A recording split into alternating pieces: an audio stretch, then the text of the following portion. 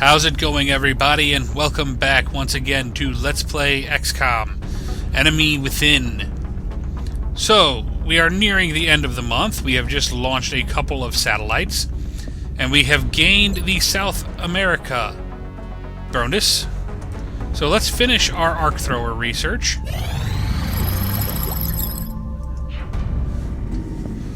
We've completed our research into the arc thrower prototype, and we believe this device is ready for final production and engineering. The mechanism functions on the basic premise of neurological disruption, emitting a focused electromagnetic pulse capable of confusing and incapacitating targets within a limited range. As this is our first venture into the field of non-lethal weapons based on the alien physiology, it's safe to assume there may be unexpected results in the field. It's very likely that the same aliens will resist the disabling effects of the weapon, in which case it might be more effective to weaken the enemy first. The arc thrower is also constrained by our current power supply technology, which limits its effectiveness to 2 shots per deployment. Any captives retrieved from the field will have to be housed in an alien containment facility. I strongly advise we build that facility before attempting to capture live specimens. The arc thrower is a non-lethal sidearm designed to stun hostile targets. The mechanism seems to be most effective against weakened enemies. So these are all instant now. So let's run them. We've made a number of interesting discoveries based on the autopsy results of the alien specimen you brought back. The research team is now referring to this particular variation as a sectoid, based on the unusual structure of its internal organs, which we believe to be the product of genetic manipulation. As we've seen in the field, this species also seems to harbor some sort of telepathic ability. We've found no discernible genetic variance between any of the small humanoid aliens that have been examined thus far. They are perfect genetic copies, each and every one of them. The subject's brain is quite sizable with respect to its body, and appears to have been augmented even further with cybernetic implants of some kind. Considering the fragile nature of this creature's physical form, it is safe to assume that these implants were intended to somehow improve the combat effectiveness of the species. Dr. Shen and the engineering team have already developed several theories as to how we might be able to adapt these implants for our own use. Additional tactical information may be available in the field when viewing hostile targets in the unit analysis view. Dr. Valen's personal note: cloning, genetic manipulation, biomedical implants. The implications of this technology and the aliens' motives are not reassuring. Uplink targeting. Activate this module during interception to provide an immediate temporary boost to our unit's accuracy. The module will burn out after 1 use. Its technology is based on sectoid implants and allows us to send a data pulse through our satellite network. Floaters. Although I'm sure you can make the connection yourself, we've designated this particular specimen as a floater. The research team is continuing in its efforts to determine how the aliens prevented the organic tissue from rejecting the mechanical components, as they seem to work in perfect harmony with one another. As frightening and vicious as this species is on the battlefield, it is not hard to feel some sympathy for them on the dissection table. The specimen has been subjected to extensive biomedical modifications, some of which were undoubtedly quite painful and intrusive. The combination of living tissue and mechanical components gives the creature a look of a cruel, half-finished experiment. Most of the subject's internal organs have been replaced with a mechanical life support system that mimics their original functionality. A rather controversial propulsion system has been grafted onto the subject's torso, although the power cells supplying the necessary thrust are extremely advanced by our own standards. I have removed a number of neural implants from the subject that appear to aid in the evasion of incoming projectile fire. The engineering team has already suggested several ways in which this technology might benefit our soldiers. You may find additional information about the combat capabilities of this species by targeting one in the field using the unit analysis view. Activate this module during interception to provide an immediate temporary boost to our unit's evasive ability. The matrix will burn out after 1 use. Floater adaptive reflex technology was surprisingly compatible with our satellite systems, allowing us to predict enemy firing solutions. Thin Men. The Tall One has, up until this point, been unofficially referred to as the Thin Man. Initial testing has revealed a concerted effort by the aliens to modify this specimen's genetic structure in such a way as to make it appear human. However, on closer inspection, they seem to have had some trouble concealing the eyes, which appear to be reptilian in nature. The subject's external appearance is that of a Caucasian male. I would guess its age to be approximately 35 years old, although it's quite likely this is an artificial effect intentionally affixed by the aliens. The specimen is roughly 2 meters in height and weighs just over 80 kilograms. Despite its outward appearance, upon dissection, the creature's unique organ and bone structure is revealed to be distinctly alien in nature. The subject's bones are segmented, rather like the vertebrae of a serpent. This segmented structure appears to give the creature a spectacular range of motion in combat. It is possible, through our own genetic modification program, that we may be able to replicate the unique connective tissues that allow for this remarkable flexibility. If successful, our soldiers could see drastic improvements in their own physical mobility and resilience. A large portion of the specimen's thoracic cavity is devoted to enormous glands capable of producing a toxin that is then expelled via ducts with considerable force. After a thorough chemical analysis of the subject's venom, we theorize that it could be used as a powerful disinfectant to treat our soldiers' injuries in the field. Dr. Shen is working to develop a means to integrate this subject into our existing medkits for future deployment. Targeting another example of this specimen in the field using the unit analysis view may reveal further details about its distinctive combat abilities. Gas grenade. Our advanced research in alien physiology has allowed us to synthesize a modified version of the poison projected by the Thin Man and containerize it in grenade form. Muscle fiber density confers superhuman leg strength, enabling the soldier to reach high positions without the need for ladders or other climbing aids. I knew I was good to wait on that. Chrysalids. Based on what we've seen in the field so far, including several grotesque examples of trauma resulting from the emergence of its young, we've taken to calling this specimen a chrysalid.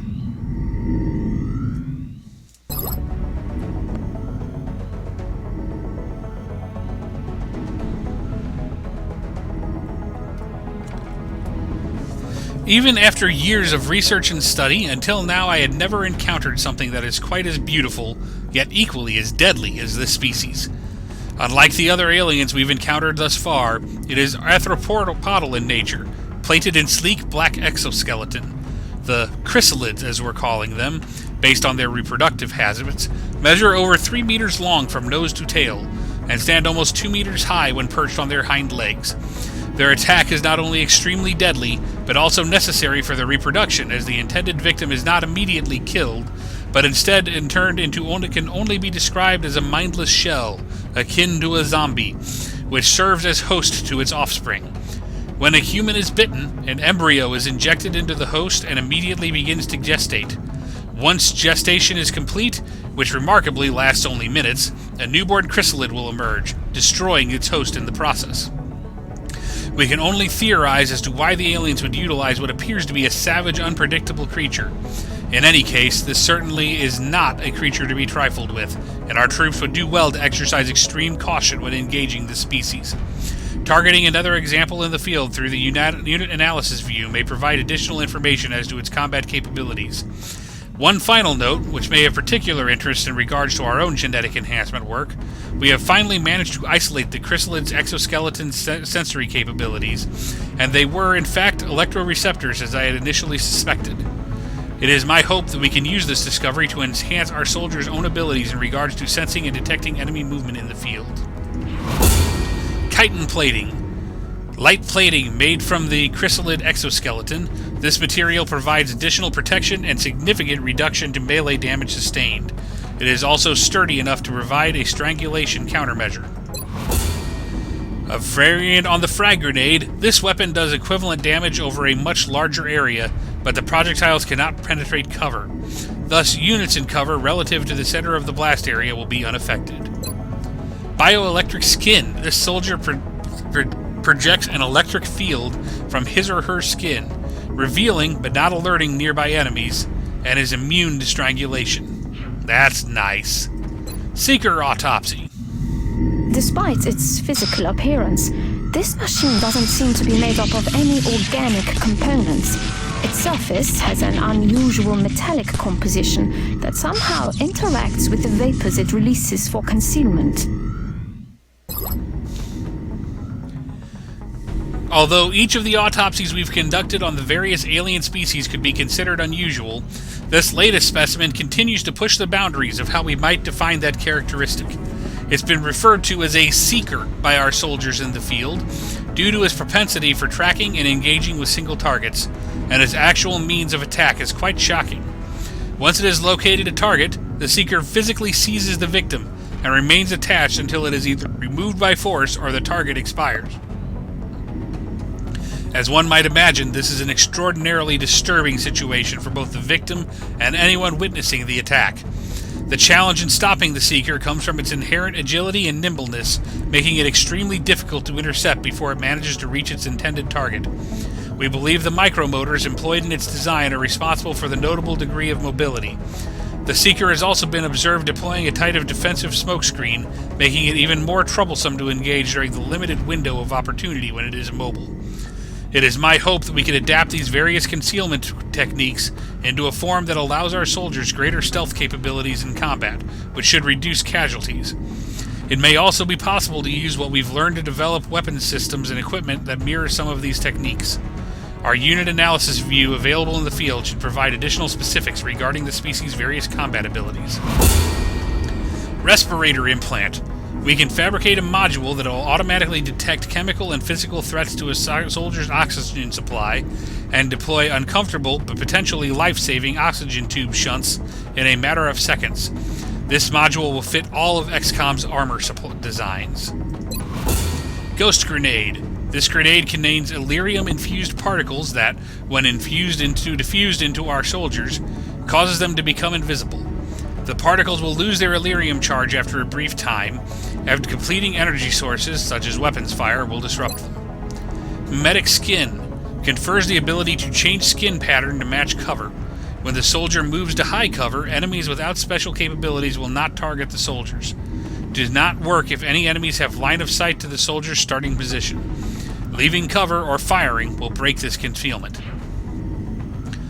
Okay, so do we go power source, armor, nav computer, precision lasers, or heavy lasers?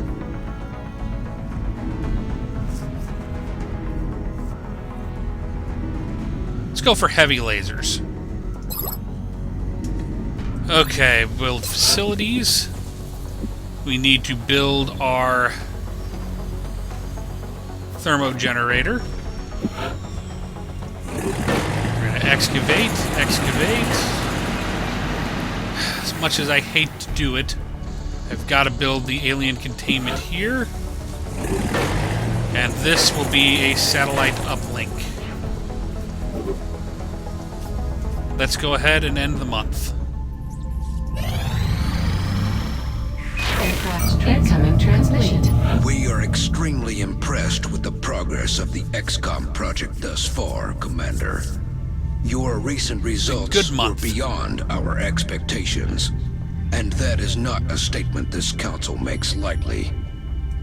Remember, okay, we will be watching. So build facilities. We need to build... Oh, I don't have the power. 6 Commander, days. At this point, a foundry would certainly help us further hone the effectiveness of these new weapons and equipment. I'd recommend we get started on construction sooner rather than later. I'm going to build 3 more satellites. I'm going to build a Phoenix cannon. And I'm going to build a Dodge defense matrix. And there goes most of our money.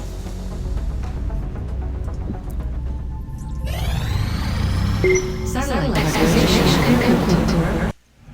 Alien containment complete.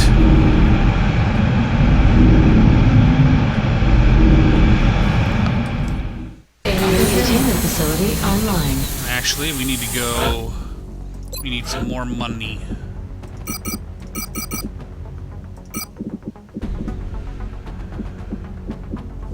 That's all I can get right now.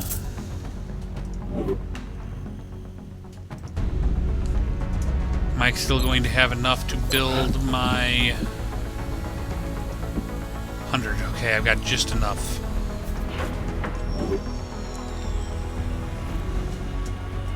Let's go ahead and let the thermogenerator finish.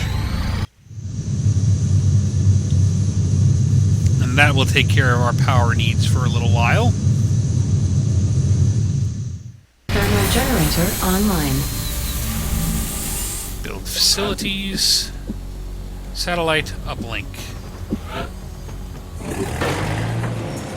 Okay, and we are broke.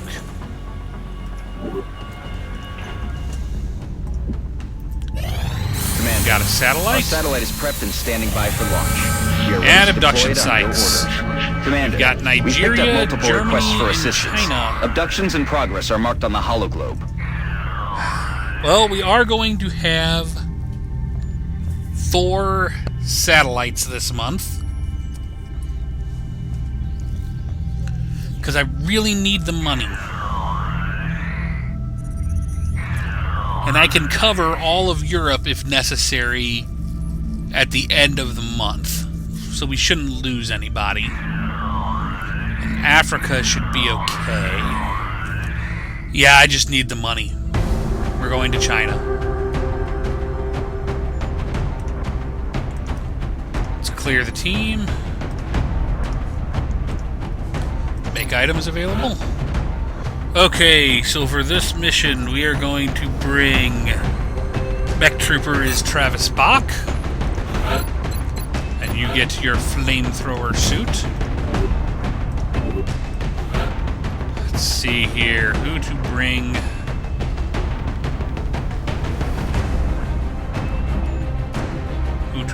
For heavy duty, it is going to be Mafatu.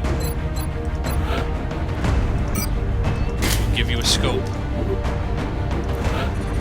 For assault duty, we'll bring Stunning Jam.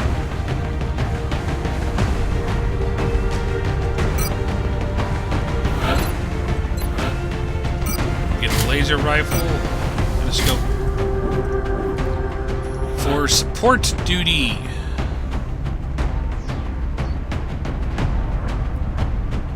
H. Kolari. Laser rifle, medkit.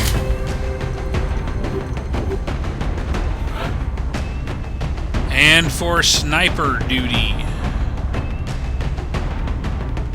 we will bring Lord Pettit. Get a scope, laser pistol.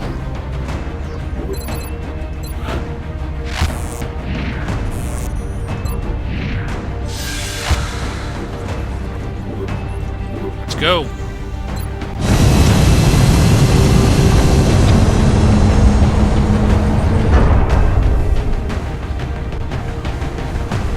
Dropship has arrived. We're heading into China for the next operation. Panic is spreading throughout a major city as the aliens move through the streets. We have to get a handle on this situation. Alien abduction in progress. Meld energy signature readings are positive. Site is clear of civilians. Collateral damage not a concern.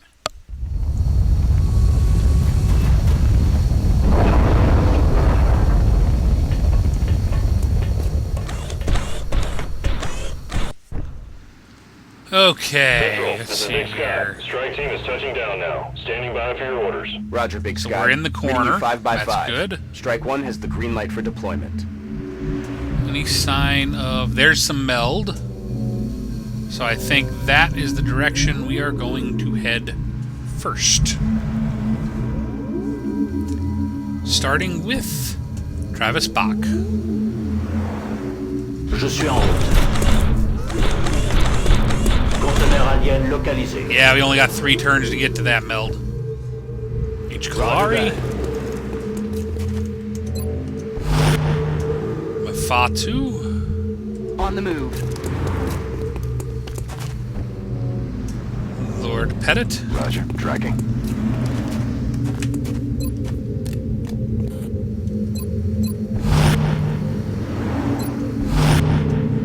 And Stunning Jam. You're going to dash up here. Moving out.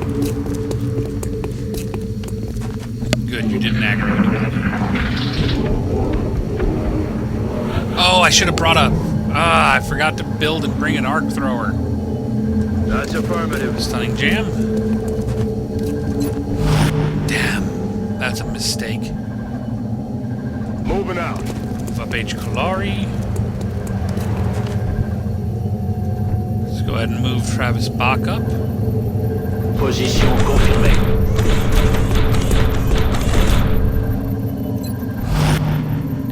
Mafatu. I'm on it, Commander.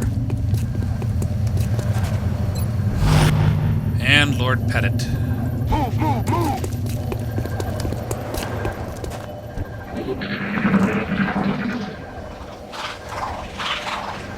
What was that? We're hearing the other meld. I think it's right in there in that building. Okay, well, first things first, Travis Bach. Je rejoins la position. Ennemi en vue. And there's our sectoids. And there's the other meld.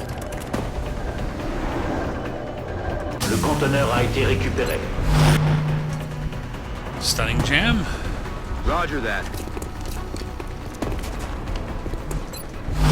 Try to set as many people up as possible within his I'm rolling. defense field here.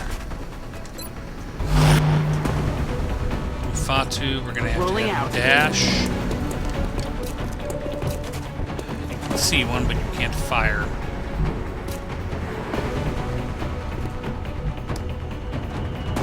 Kalari. Heading You out. won't be in the defense field, but this is a good spot for you. So hunker down. See what they do. Reaction shot from H. Kalari. Visual Missed. on the goods. But revealed the other one in the meld. Adjusting sights. They're moving Taking around a the shot. side. You got. Missed Mafatu. What's our other one gonna do here? He's taking a shot. Misses La Travis position Bach. est attaquée. Okay. H. Kalari, 55%. Let's go ahead. We're gonna move you right here. Roger that. Look sharp. Enemies rolling up. Now we got Seekers. Wonderful. I did not want that. Okay. Now we've really got to get these sectoids. 75%. Take him out. He's down. Mifatu. 66. Please don't miss. Got him. He's down. Okay. Travis Bach. We're going to move you right here. So you can extend your field around everybody in Overwatch. And then let's get Heading Stunning to that Jam location. up. And Lord Pettit will stay right where he's at. Oh, I forgot to have him switch to his rifle. I don't think the Seeker can get all the way to Lord Pettit this round. Cover the flank. Cover my flank. We got one. Got him. One down. Damn it. Ennemi éliminé. Okay. We're gonna move you right here. Je m'en Please don't charge. trigger anything. Overwatch. Now we should have no problem getting that. Solid copy. Let's head into the pit. Watch. H. Kalari. Heading to that location. Oh, I should just had you grab the meld. Ah, well, we can do it next round, I guess. Fatu. Affirmative. Moving out.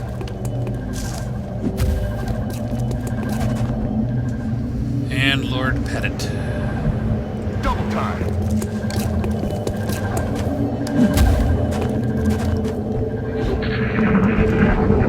Come on, Seeker, show yourself. Okay. Got the Grab the goods. meld. And let's do some Overwatch. Probably attack this round.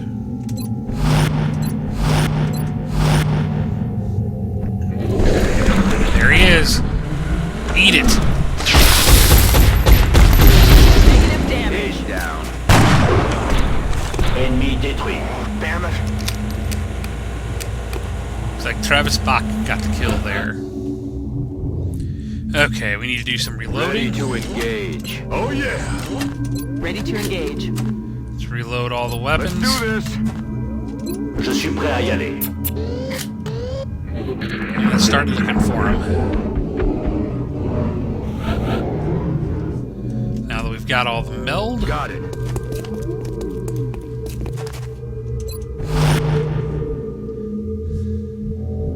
Moving to position.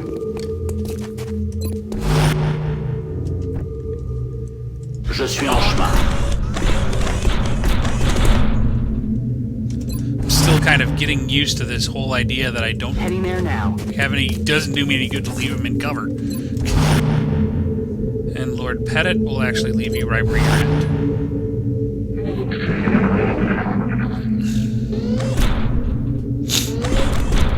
Hey, vous n'avez rien entendu? With what There we've we seen go. so far, Mutants. it was only natural to assume the aliens would have something special. Nice reaction shot there. Combat. This Nice. creature appears to be Very that nice, unit. Lord Pettit. I don't envy anyone who has to go up against that thing. Les ennemis perdent du terrain. Here's what we're gonna do with him. He's dead. Or actually, okay, H. Kolari has earned a promotion. Who else here is still squatty? Fatu. He can't one-shot it. Stunning jam. You shoot him first. You hit. Nice. Fatu. Aye, aye, Commander. Finish him off. Oh, how do you miss from there? Damn, missed the You had him target. flanked.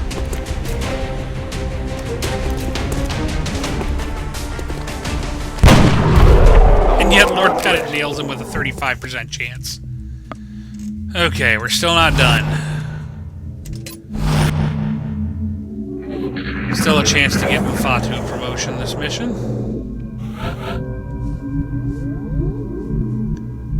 Running.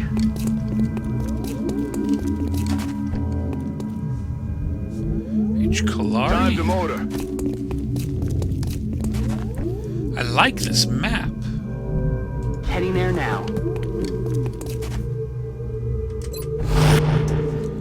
Lord Pettit, we're gonna move you up. Hauling ass.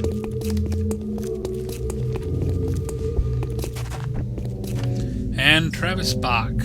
Position confirmée. That covers everything.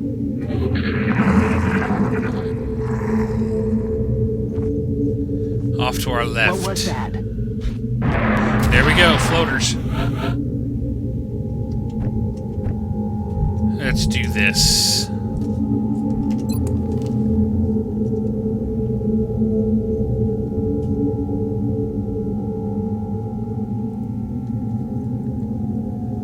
Let's try it. With pleasure. That got the one and a kill for Enemy Mafatu. spotted. And that triggered the other. And he went to Overwatch.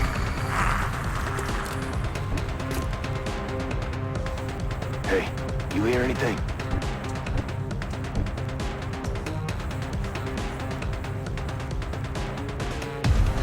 J'y vais tout de suite.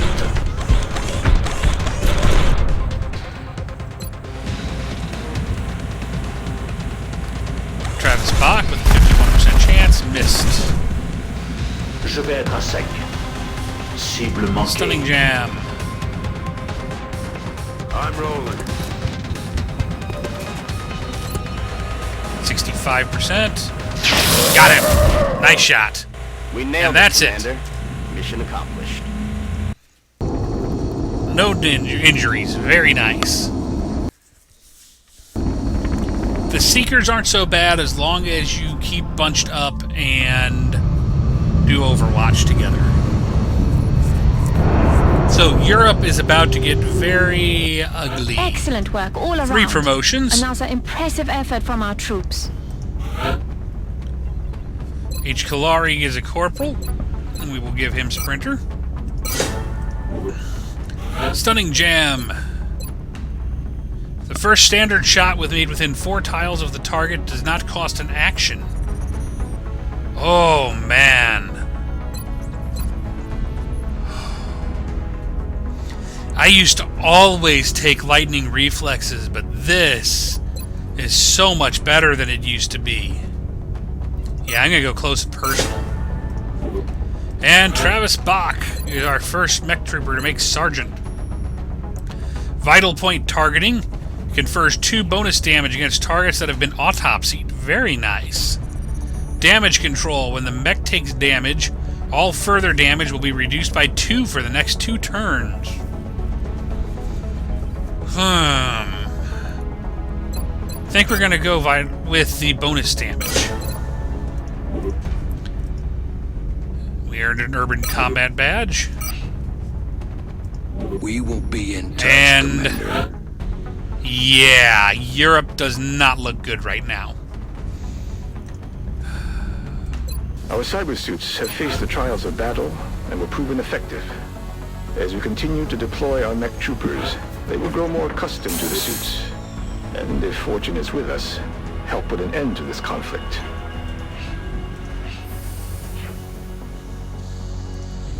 Okay, now this is not going to be good.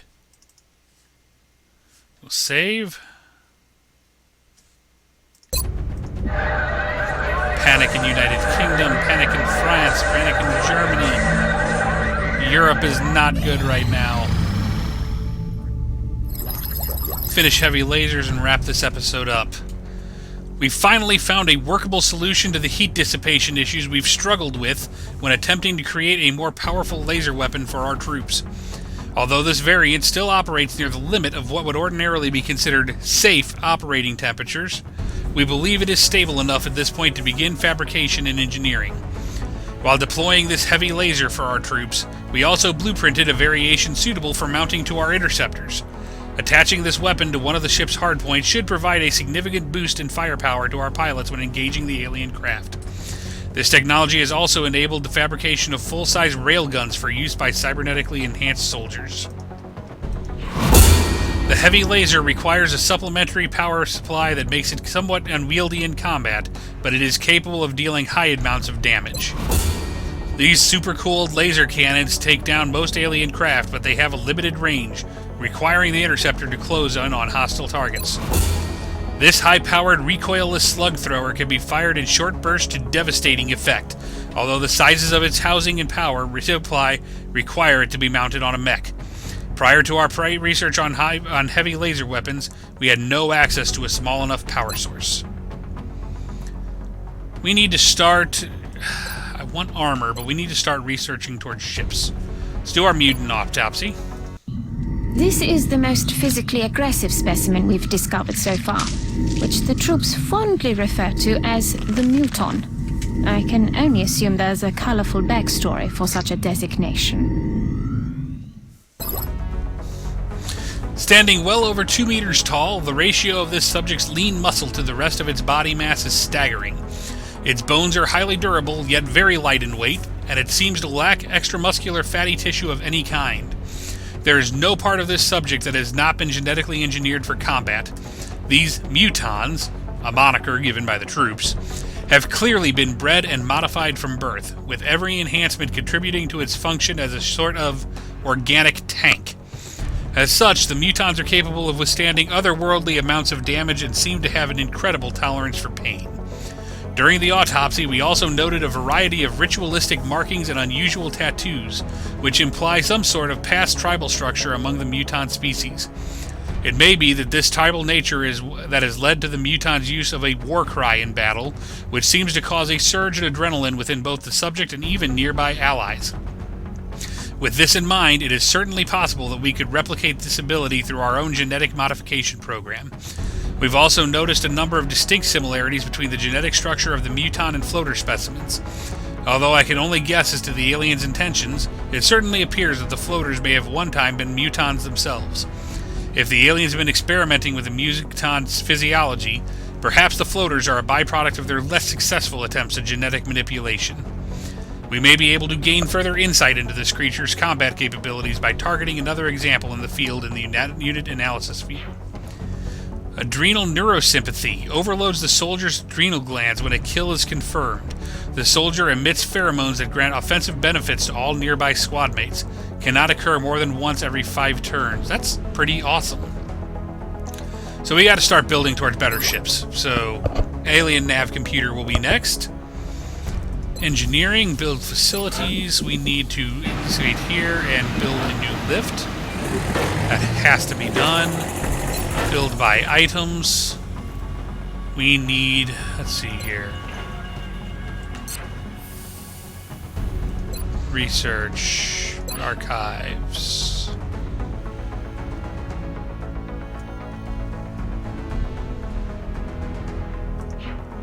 You know what, let's just go ahead and build one and I'll decide which is better.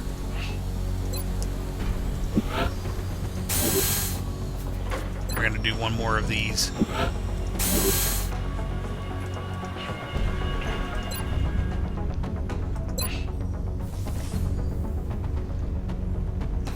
When selecting a specific jet within the hangar, you can choose to modify its current weapon loadout to best serve our needs.